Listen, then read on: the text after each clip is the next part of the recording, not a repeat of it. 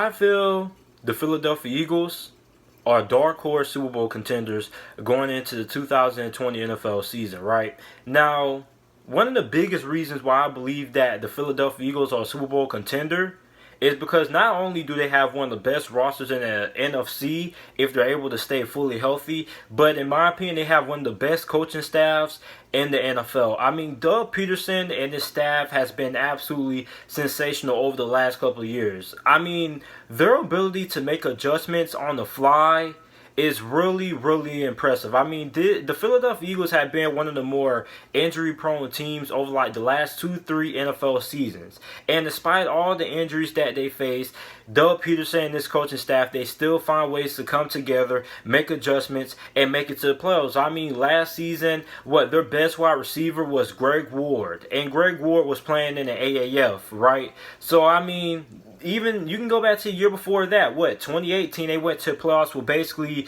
guys off the street playing cornerback. So, I mean, this is a Philadelphia Eagles team that, although they do struggle with injuries, they have a really good coaching staff. So, if this Philadelphia Eagles team is able to stay fully healthy, this probably could be one of the best teams in the NFC. And I know I'm really high on the San Francisco 49ers, but I believe that the Philadelphia Eagles are not that far behind. I mean, they have the talent. They're really good up front on both sides of football. They have a really good defensive line, a really good offensive line. And, I mean, they have a good quarterback in Carson Wentz, who a lot of people really criticize. But, I mean, the only really big criticism about Carson Wentz is the fact that you don't really know if he's going to be able to stay fully healthy. But I mean, when Carson Wentz is fully healthy, he's an outside looking in top 10 quarterback. He's probably around that 11 to 12 range of quarterback. So I mean, this is a really scary Philadelphia Eagles team. Now I believe that this Philadelphia Eagles team could really make a lot of noise this season, and don't be surprised if they end up in the Super Bowl. Now, I'm not saying they're going to make the Super Bowl or anything like that, but I'm just saying that they are a legitimate Super Bowl contender. They are a dark horse Super Bowl contender, because I don't feel like enough people are talking about the Philadelphia Eagles when you talk about the Super Bowl conversation, at least when we're talking about in terms of the NFC. Basically, all people bring up are the Tampa Bay Buccaneers, the 49ers, and New Orleans Saints, but you don't really hear a lot of buzz when it comes to Super Bowl conversations around the Philadelphia Eagles. I mean, look at this roster they have. So, you got Miles Sanders, who is coming off of a rookie season, which was really solid. You also got halfbacks Corey Clement and Elijah Holyfield. Corey Clement had a big role in a Super Bowl win for the Philadelphia Eagles a few years back. Don't really know what's been happening. I think he's been a little bit injury prone over the last few years. So, the halfback position is really solid. They may bring in another halfback. Maybe they bring back LaShawn McCoy for one more year. Let him try to get a run at Super Bowl ring. Then at the wide receiver position, I mean, when this wide receiver position is fully healthy, it's one of the better wide receiver groups in the NFL. I mean, you got Deshaun Jackson, who is still one of the best deep threats in the NFL. The problem with Deshaun Jackson was Deshaun Jackson, in the few games that he played, he was really sensational. But the thing about Deshaun Jackson last year was the fact that we only saw him play like a few games. So, I mean, if Deshaun Jackson's able to stay healthy, I think he most likely makes the Pro Bowl. Got Alshon Jeffrey, who isn't what he used to be, but I mean, I still think he's a serviceable wide receiver. You got John Hightower, the rookie out of Boise State. I really like John Hightower a lot. This guy, I think, is going to have a big impact this year from a rookie standpoint for the Philadelphia Eagles because of his speed. I mean, like, if you was looking at the Deshaun Jackson comparison, he probably would be it. I mean, they have the same body type. They're not big guys, they're kind of skinny looking and things like that, but he is a really good deep threat. You also got Marquise Goodwin, was really underused and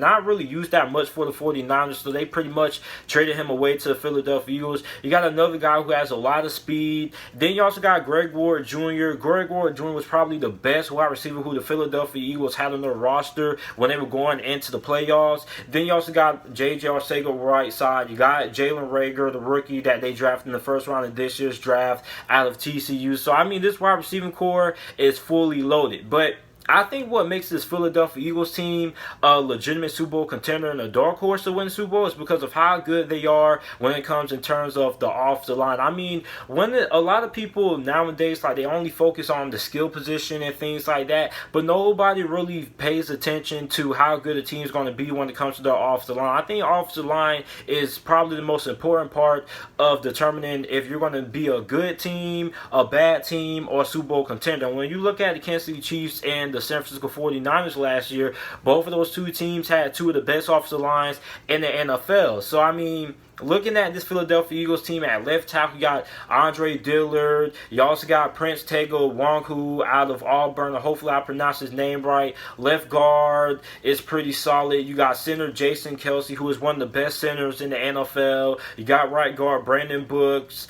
Right tackle Lane Johnson. So, I mean, this is a really good offensive line that the Philadelphia Eagles have. The only question is, will they be able to stay fully healthy? So, I mean, if this Philadelphia Eagles offensive line stays fully healthy, this probably will end up being one of the best offenses in the NFL this upcoming NFL season. Now, you also got tight end Zach Ertz, one of the best tight ends in the NFL. He gets overlooked because everybody talks about Travis Kelce and George Kittle, but Zach Ertz is in that conversation as well. You also got Dallas Goedert, who isn't that bad either. He's pretty solid in his own right. Then on the defense side of football, I mean, the defensive line is still really good, still amongst the best in the NFL.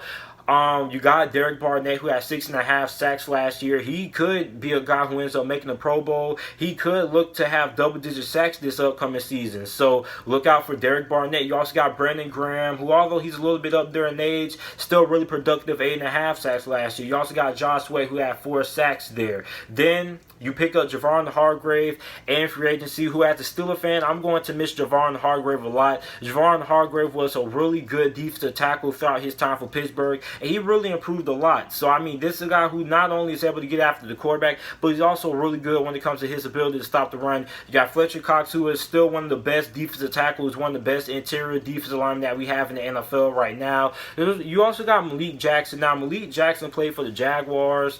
Didn't really do that much. So, I mean, the Philadelphia Eagles, they pick him back up. I'm eager to see what he does in Philadelphia. Maybe they can resurrect his career. But, I mean, even during his time for Jacksonville, he was pretty all right when it came to his ability to stop the run. Now, linebackers, a little bit of a question mark that I have. But hopefully they're able to have some guys that are able to step up.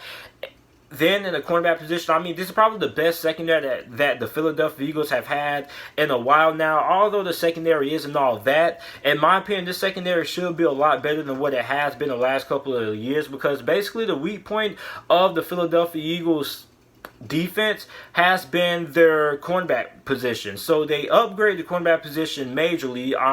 First you trade for Darius Slay, who, although a lot of people say had a down year for the Detroit Lions and is kind of like his play has kind of deteriorated, I still think that he is a top 10 cornerback in the NFL. So without a doubt, Darius Slay is going to upgrade that cornerback position. Then you also pick up Nickel Roby-Coleman, who is pretty good. I think he's a really good nickelback or a really good slot corner. So you also got Avonte Maddox there. You got Sidney Jones. So, I mean, the cornerback position should be a lot better compared to what it has been over the last couple of years. You also got safeties Rodney McLeod. You also got Jalen Mills. So Jalen Mills was the cornerback for the Philadelphia Eagles, but they ended up moving him to safety. And a lot of Philadelphia Eagles have been clamoring for Jalen Mills to move to safety. They feel like his skill set better suits him there. And the thing about Jalen Mills is that Jalen Mills is really inconsistent. Like, sometimes he has some good games, he has some good weeks, and sometimes he has some bad games, he has some bad weeks as well. So he isn't really a guy who is really consistent on a week in and week out basis. But overall, this is one of the most talented teams in the NFC